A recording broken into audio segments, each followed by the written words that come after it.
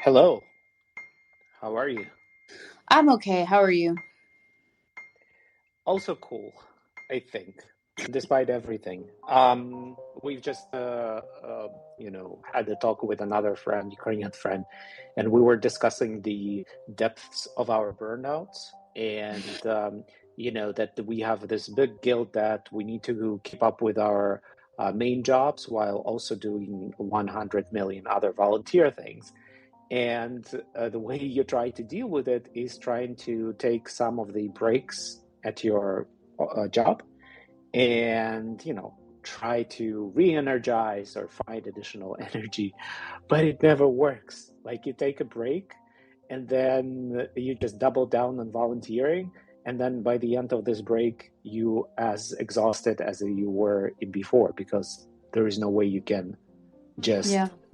zoom out and detox or whatever it means. It's absolutely impossible to do.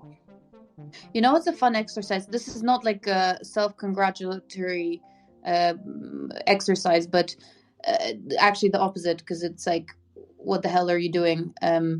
Exercise. I once sat down and like wrote down all of the things I was doing in one day on a piece of paper, and I was like, shit, you need to slow down because you're not doing anything properly. You're just like all over the place and burning yourself out even further. But it was, quite enlightening to see that like it's like partially like a coping mechanism, right? To like do 3 million things at the same time. Yeah, but it's also important to talk to fellow Ukrainians because a lot of folks who are not Ukrainians are not in this situation. Usually, even if they're sympathetic, they're just, well, you got to, talk to a therapist, or here's like an article how to de-stress or decompress and everything else. And you look and go through it, and it makes zero sense because your situation is really very specific, and some of the tips that are there are just unusable whatsoever.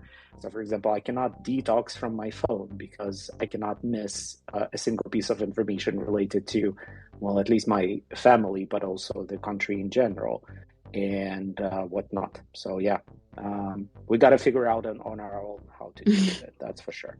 Yeah.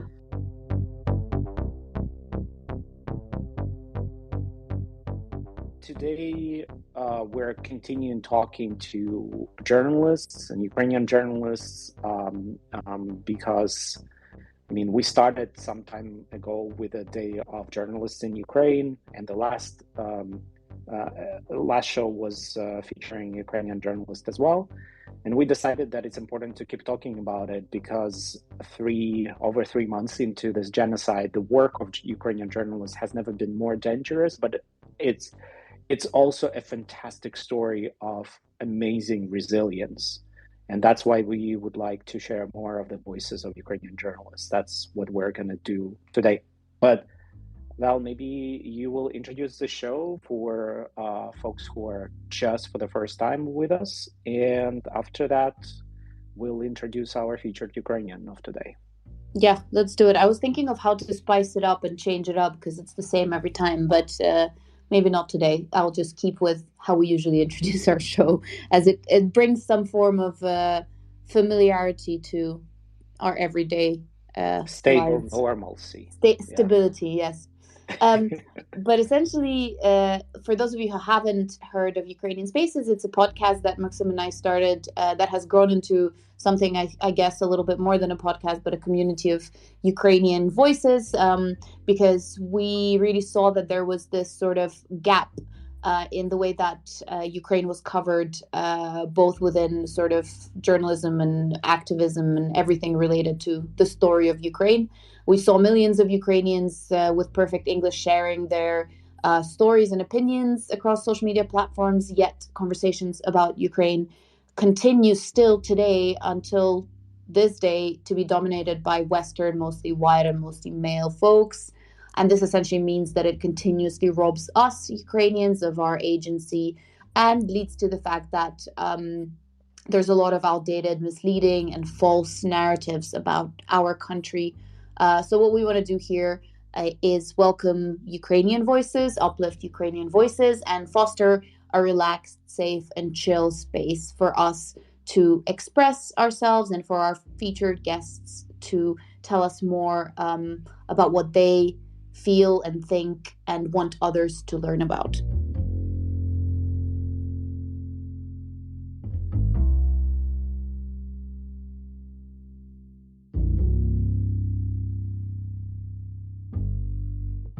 And Ukrainian Spaces is a live event on Twitter Spaces, but it's being automatically recorded and then uploaded as podcasts as well to Apple and Spotify. So if you by any chance miss the live event, and we love doing it live because it's messy, unfiltered, and beautiful.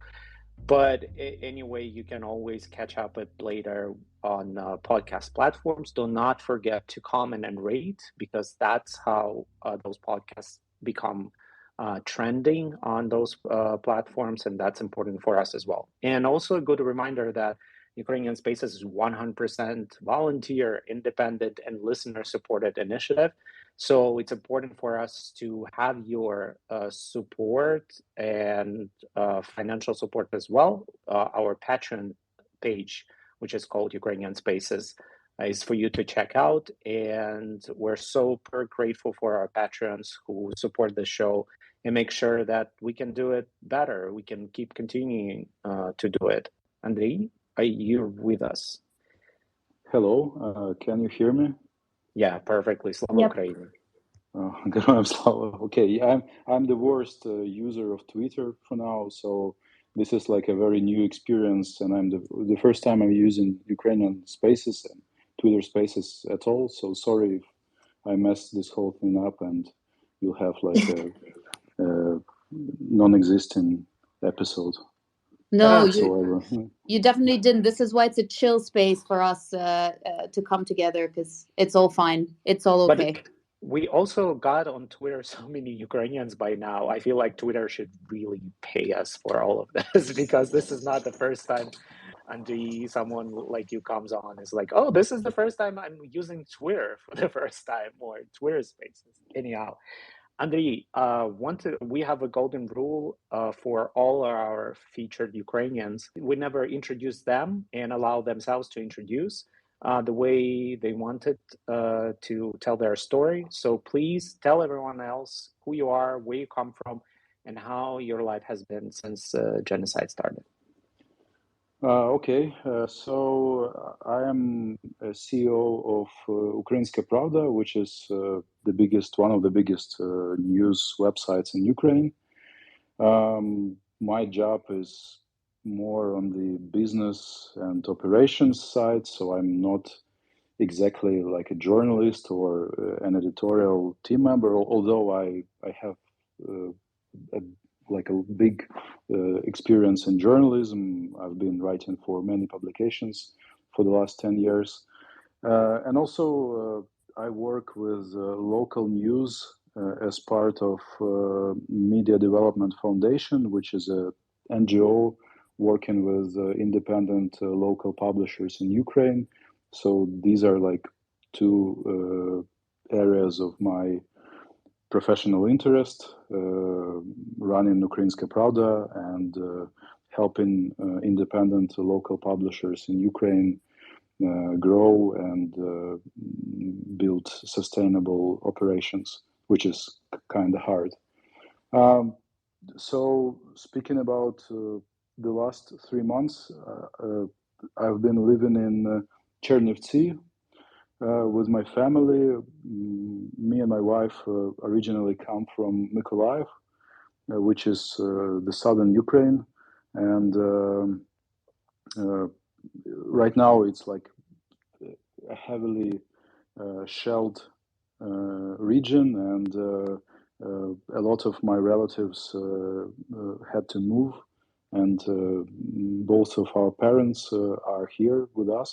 So we like set up a hub, both a professional hub for journalists in Chernivtsi with Media Development Foundation, and on a personal level, I moved like a big chunk of my family here as well. And for now, we are here.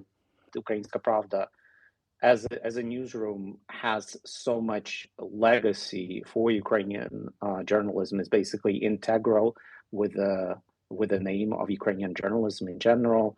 It was founded by Georgy Gongadze, who was murdered by Ukrainian authorities for his work and became the symbol of Ukrainian journalism. Actually, the person who because of him, I became a journalist as well. So just a bit of background context.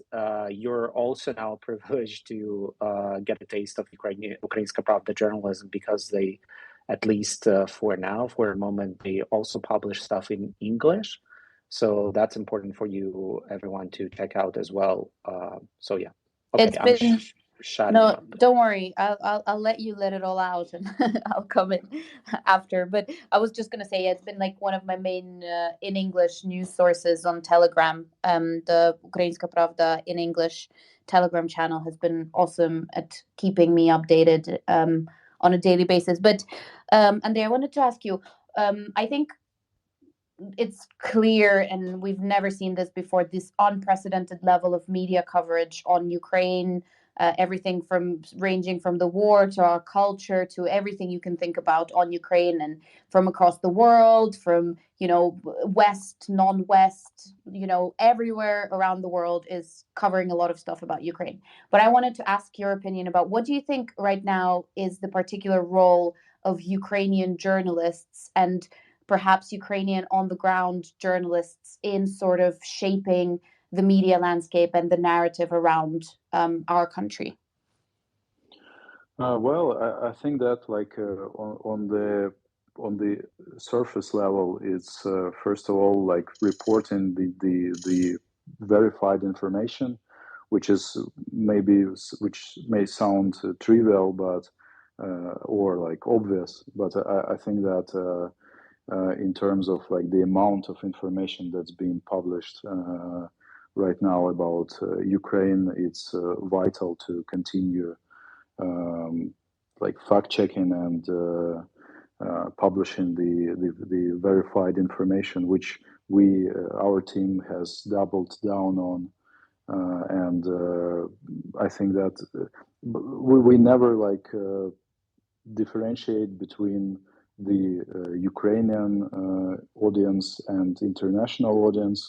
And we've launched, like in the first day of war, we've launched the English feed, which was not like on the business plan or anything. We haven't planned to do it this year, at least.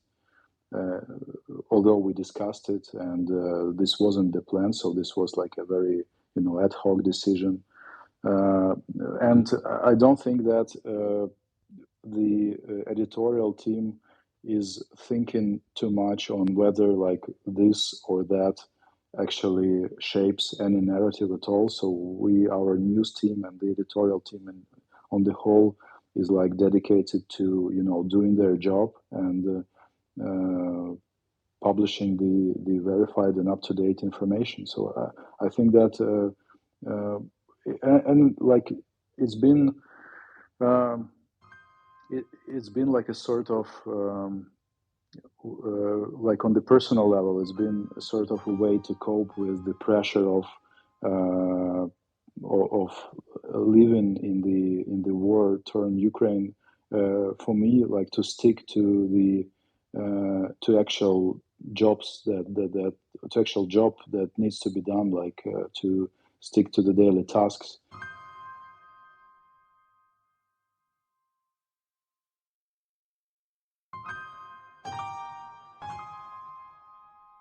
I think it's so important because I think a lot of the time, even like foreign journalists forget that without Ukrainian journalists, the verified on the ground factual information would not be there, and I think that's just so important to keep talking about and highlighting because we just will forget and people will start writing opinion pieces without actually reporting and keeping to some of the principles of journalism that we had always.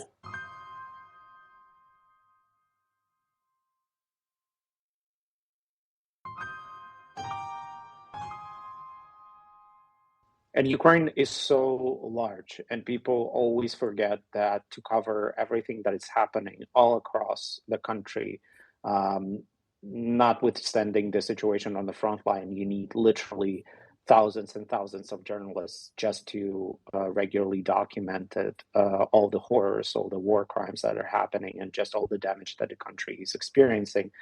But this leads me to my question to you, Andrey, about the reality of a Ukrainian newsroom surviving through all of this. Because, if you just scroll through social media feeds and websites, you kind of see that newsrooms have never been more busier, Ukrainian newsrooms, and the amount of work is insane.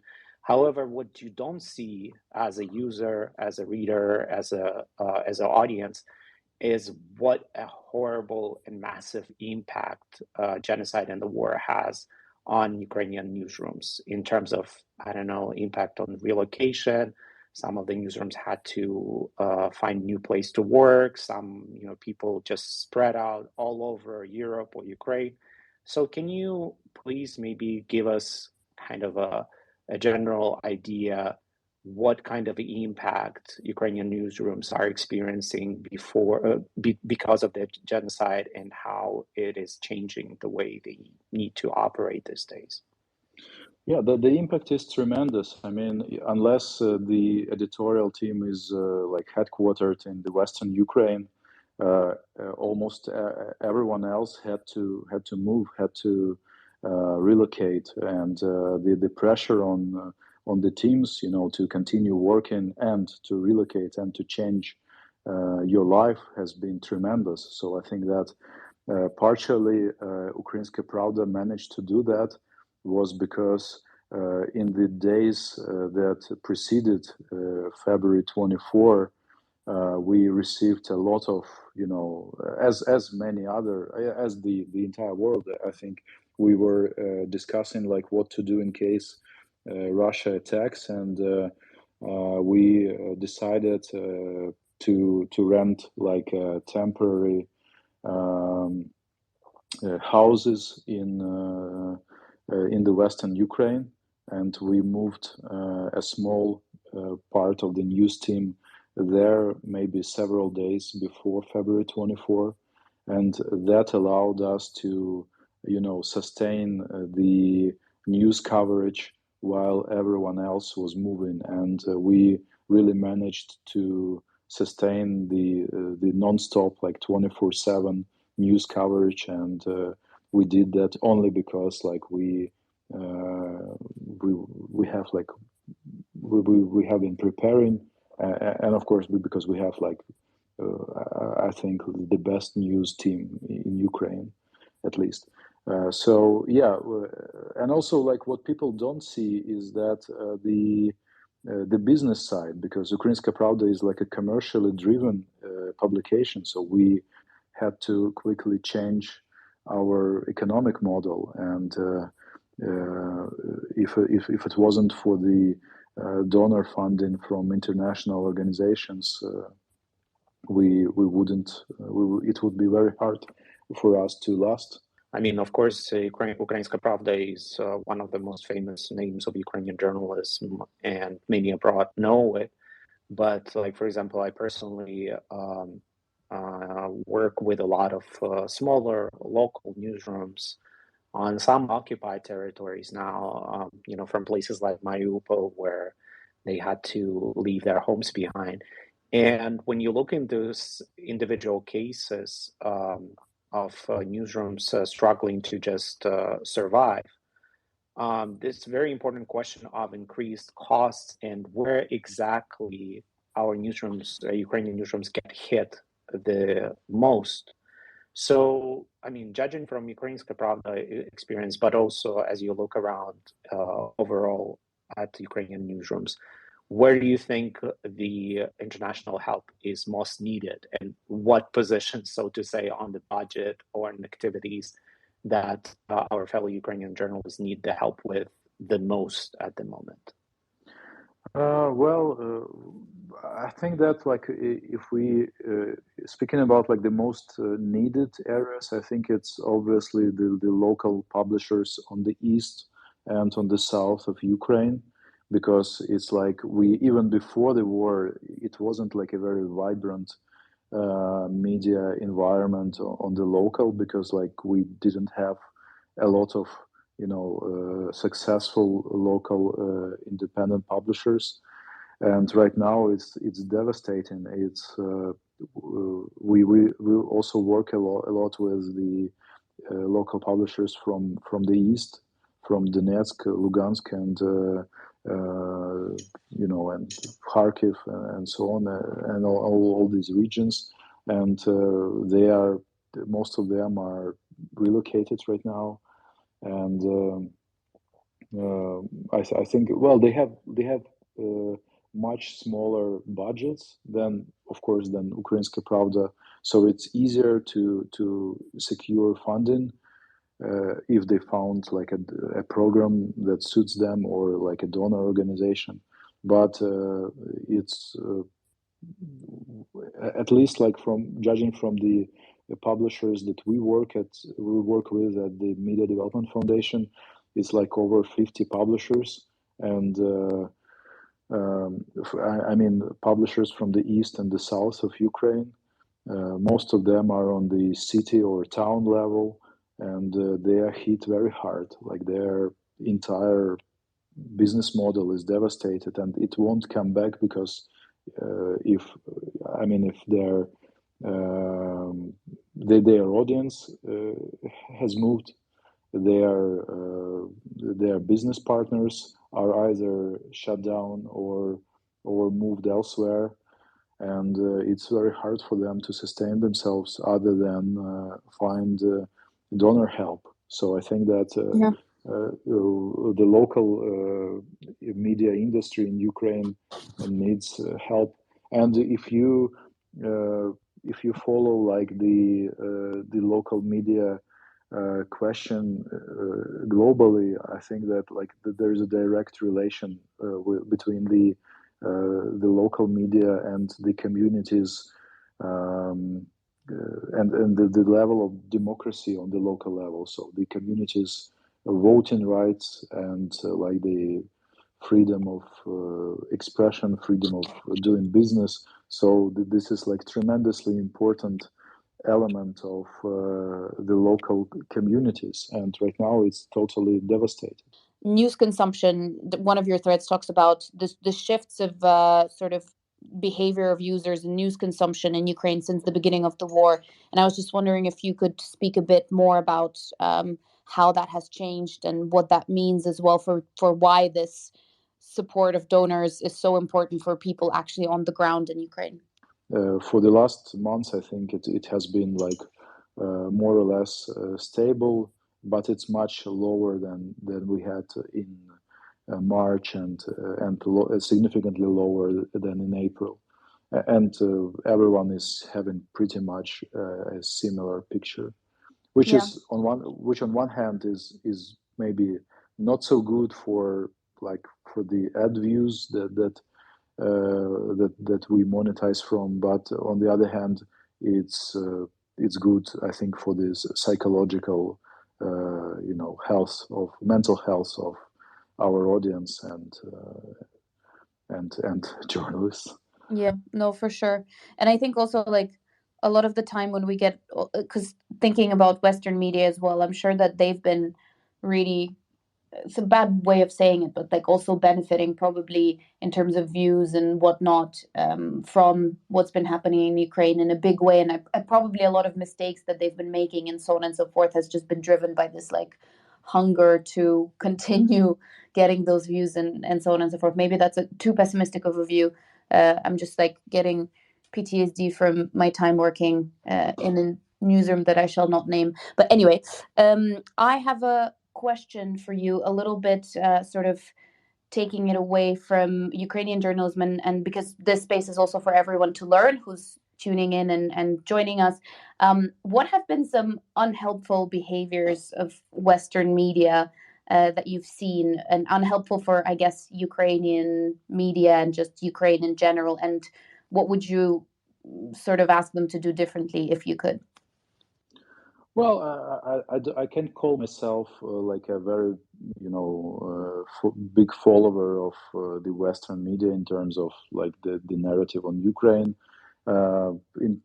Speaking about the unhelpful behavior, I think that, like, from what I saw, and I'm like a media studies nerd, and I'm not like reading the news like the general audience reads. So what I read is mostly like the Nieman Lab and the media-focused publications.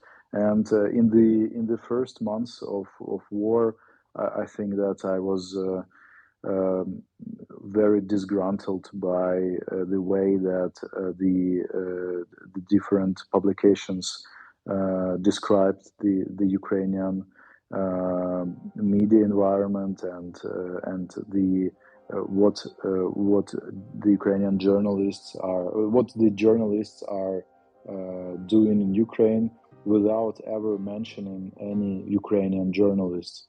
And there was like a lot of these publications like speaking about how hard it is to report about the war and how dangerous it is for journalists. And it was most of these texts only mentioned the international journalists or foreign correspondents working in Ukraine, like from big publications like New York Times or Washington Post.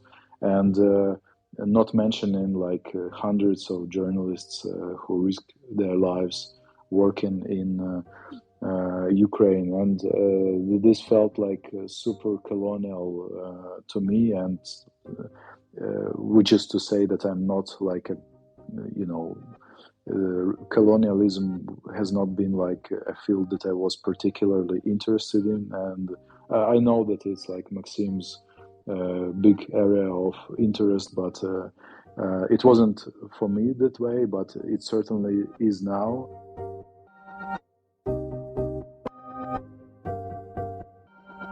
So I think that keeping Ukrainian professionals out of the spotlight is like the biggest thing that should have been done better. And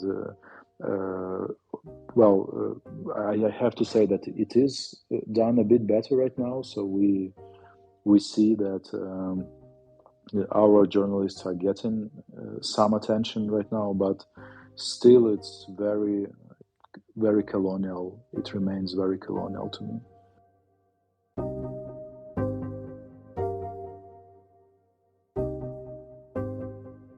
Yeah, the representation. Thank you so much for raising this. We've all journalists we spoke on this show before. This is a constant topic, and I think that's why actually Ukrainian journalists are so qualified to talk about colonialism, not only Russian colonialism, but also the Western colonial gaze that we face. Because as Ukrainian journalists, and especially journalists who work in English or foreign audiences, that's been our experiences for many years, where our expertise and our professionalism would be always rated as second-grade type of professionalism, and our analysis or expertise would be less of a value.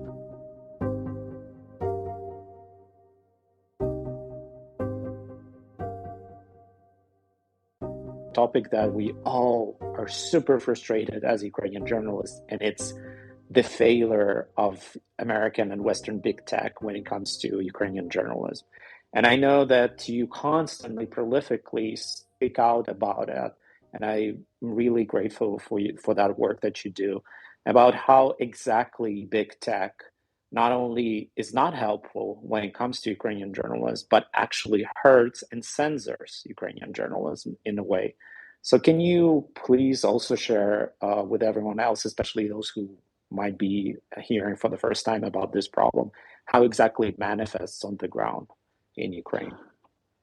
Yeah, well, I come like from the media distribution background, so I'm like a SMM geek of sorts, and I have like all the tools that and experience to analyze the stuff that's happening on different platforms, and that's like my hobby of sorts.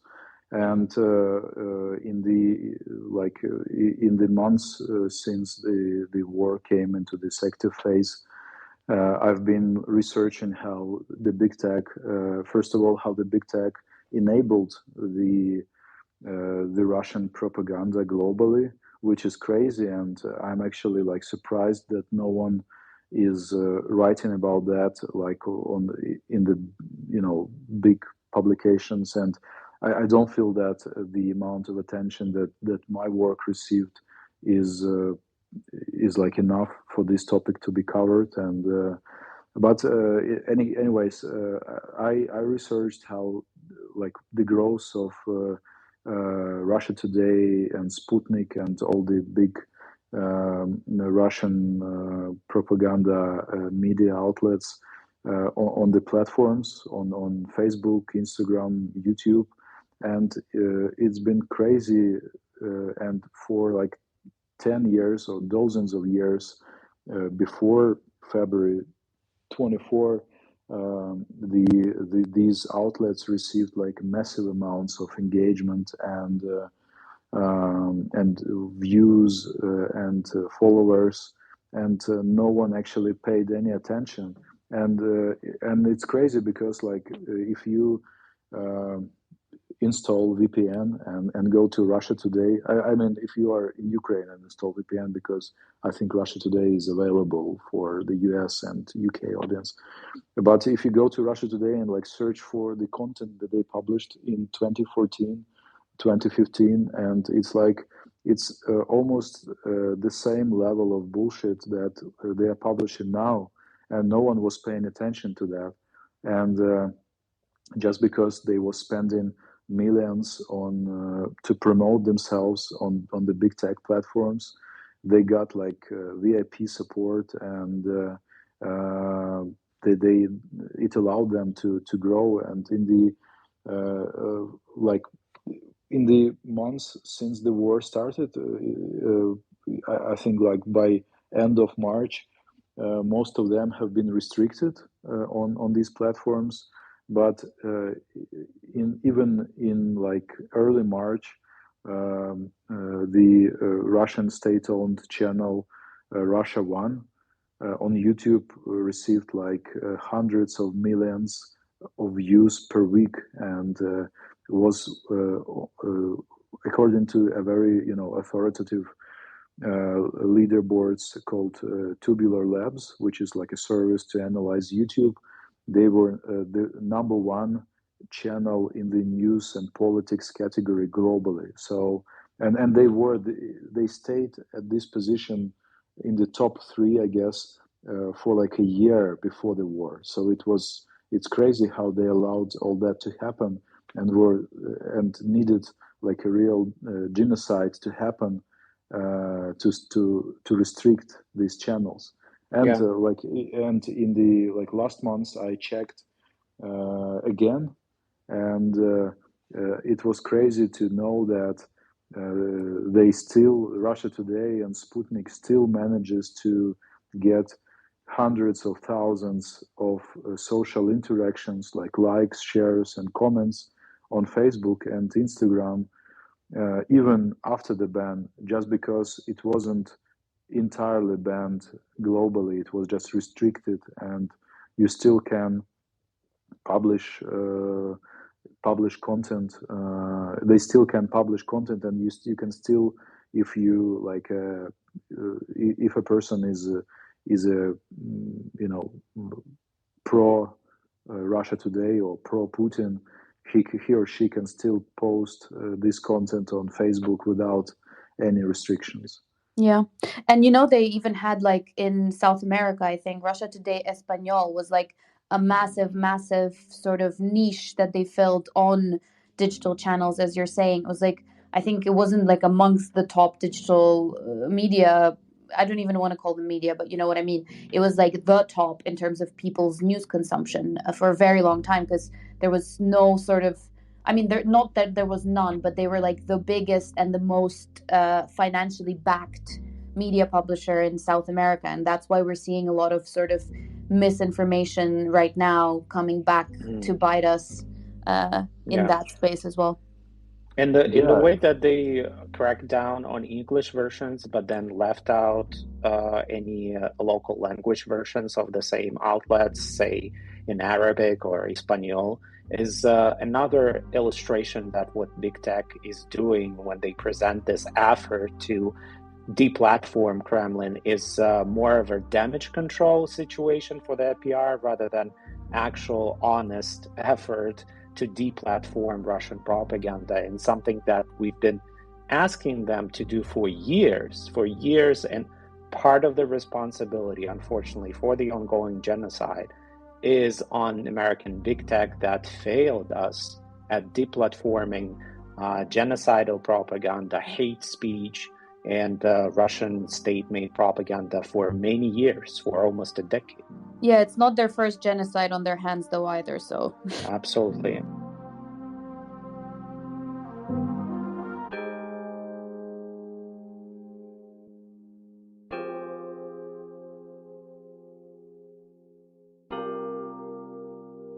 But wanted to ask a follow-up, Andrey, about the same kind of toxic inability of American big tech to amplify independent journalism, which is unfortunately not a very unique Ukrainian situation. As a person who works with a larger region, I know that it's endemic everywhere. But specifically for Ukrainian newsrooms, I think that in recent years, but since the genocide as well, we've seen how big tech social media platform algorithms are actively censoring the work of Ukrainian journalism and journalists, and also limit their ability to promote their work, just for the simple reason that those companies never paid even attention for whitelisting Ukrainian newsrooms in the first place. So how bad the situation it is right now for Ukrainian journalists trying to get the word out and their work trending on social media platforms? In terms of like getting the word out and getting like attention on Facebook, I think that the situation is not really bad, because in most of the times, like we like big publications managed to grow their pages, and I mean, even Ukrainska Pravda got like plus 200,000 followers in this for the last couple of months. But in terms of like the whitelisting and the general policies, it's very, very bad, and I don't think that there is even an intention to do that from Facebook, because we've been participating in several meetings. I mean, the Ukrainian publishers, they've been trying to talk to us, but most of the times, like these talks, they were useless, and even though we like came prepared and we asked concrete questions, it looks like nothing is going to be done in this regard. And I mean, expecting for them to whitelist independent Ukrainian publishers, for me, and I've been like following Facebook since like for the last 10 years or so, I think that's expecting too much. So I wasn't even expecting that, but at least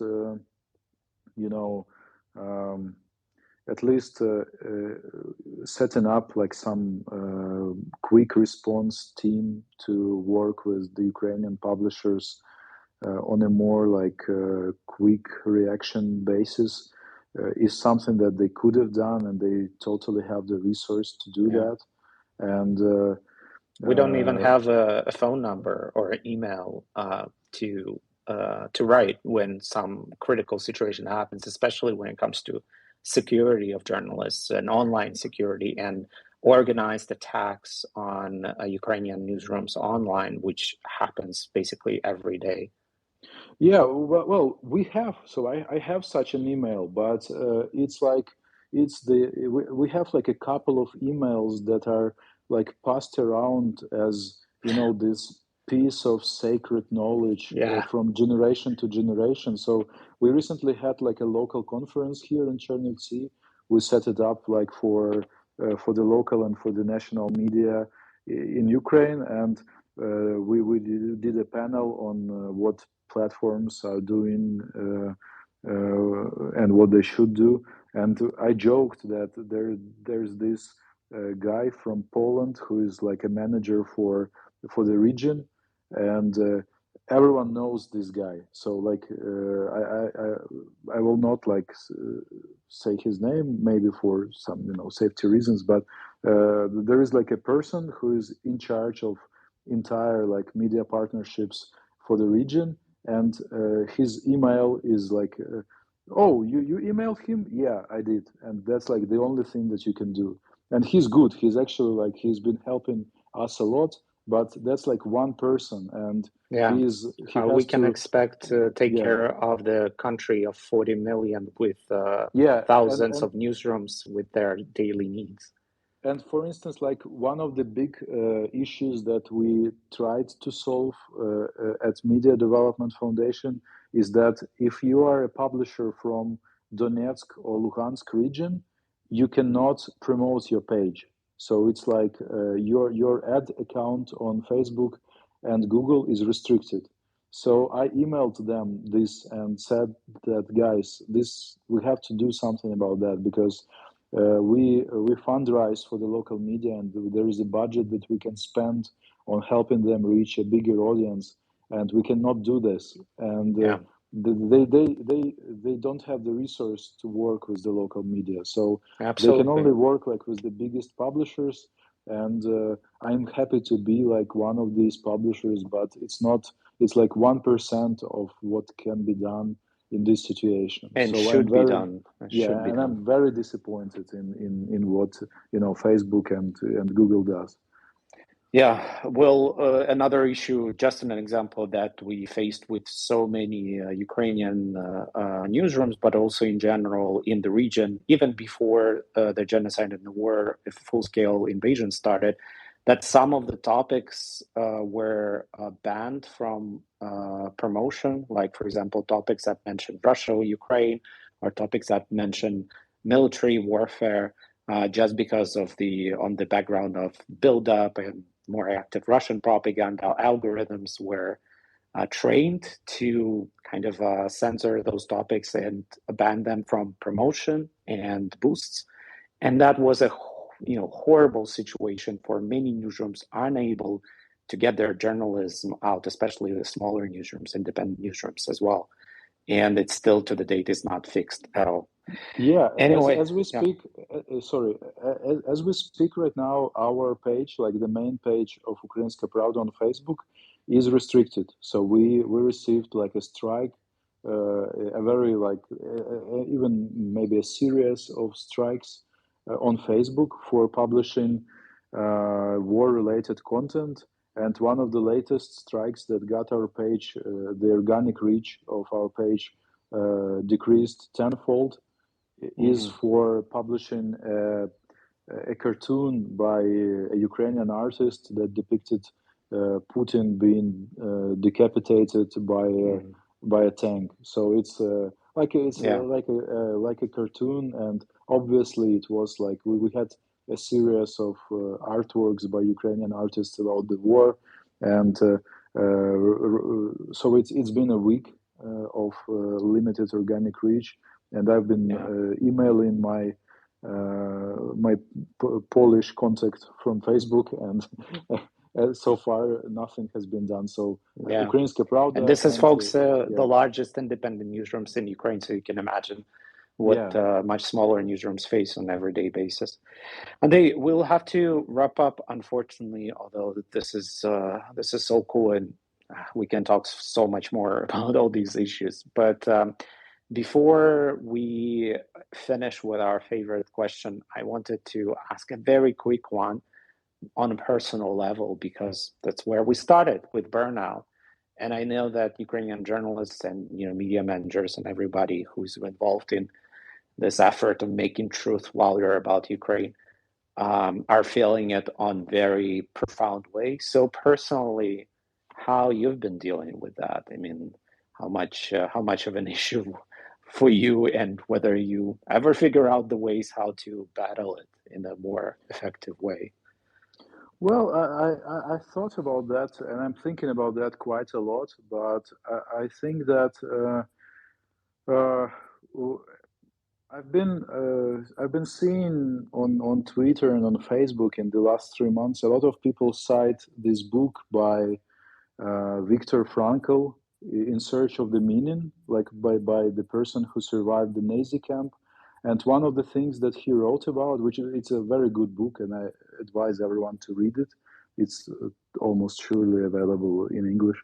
And one of the things that he wrote about is that uh, to cope with the pressure of living in the horrible environment, it really helped him and other people to focus on the job, like to focus on the daily tasks and just do them. So this, I guess, like this has been like a solution for me because in general I consider myself a lucky person. I mean, I still have my job, and I actually like I have more work to do now, as opposed to millions of Ukrainians losing their jobs and having no means to sustain themselves and their families. And also, like, even though my family and my closest relatives are still in Mykolaiv, and it's being bombed on the daily basis, but all of them are fine, and no one is hurt, um, and most of them are safe in the safe areas. So my biggest concern right now is whether my 7-year-old son will go to school this year in Chernivtsi or Kyiv, because I'm like that what concerns me like a lot, and the rest is like I'm focused on Ukrainska Pravda and the local news, and and I'm not thinking a lot about anything else. So I think that has been a solution for me, and I know that for a lot of people, spending too much time on like focused, locked on the news feed has been worsening their condition, and has been like a psychological stress. And it may sound counterintuitive from like a news guy to say to actually recommend reading less news, but I think that's what I will say. And I think you've just been prepared for it earlier than everyone else. You've been forced to intensively consume news for a while now just because of what you do. So I think it's great to recommend this to everyone else. Before we finish, we only have a couple of minutes, but this is a question we ask everyone. And I see that loads of our previous guests are also here, which is always great to see. It feels like almost a family. But the whole point of Ukrainian Spaces is that we want to show the breadth of Ukrainian voices, opinions, and things like that. And so we wanted to ask you, what does it mean to be Ukrainian to you personally? It's like a very easy and a very hard question for the last minute of the talk. So what is it to be like? I think that the easiest answer will be like to be a Ukrainian is to be free and independent. I think that we have shown, like for the last 10 years, we have shown that we and maybe for the last 20 years, we are showing that we are free and democratic state. We have free elections, and we have free market, and we can be independent, and we can even fight the country that several times larger than us, and we can be like a wall to the entire Western world in this scenario. So to be free and independent, it's being a Ukrainian for me.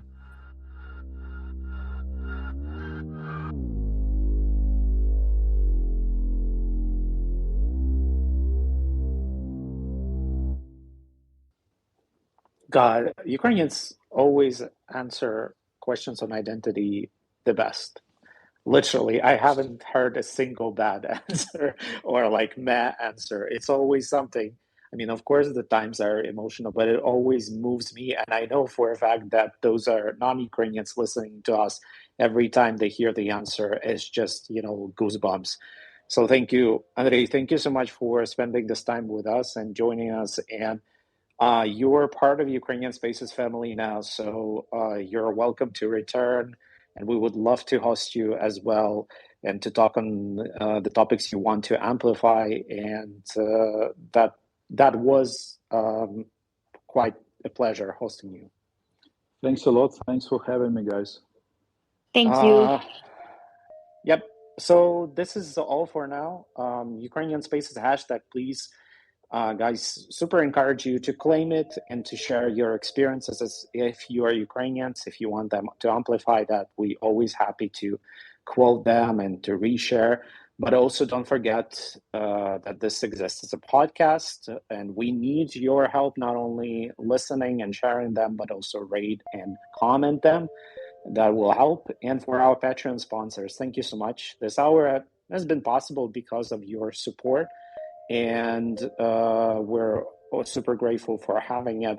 But again, if you are one of those listeners who maybe joined the show for the first time, or you feel constantly frustration with the way Ukrainian voices are not being represented and the way Ukraine is miscovered abroad, there is a simple solution. Just channel your frustration and rage in supporting Ukrainian Spaces, donating, as little as possible. That will all make sure that Ukrainian voices trend. So that's it, apart from probably one thing, which is Slava Ukraini. Heroям slava. See you next time. Okay, guys, bye.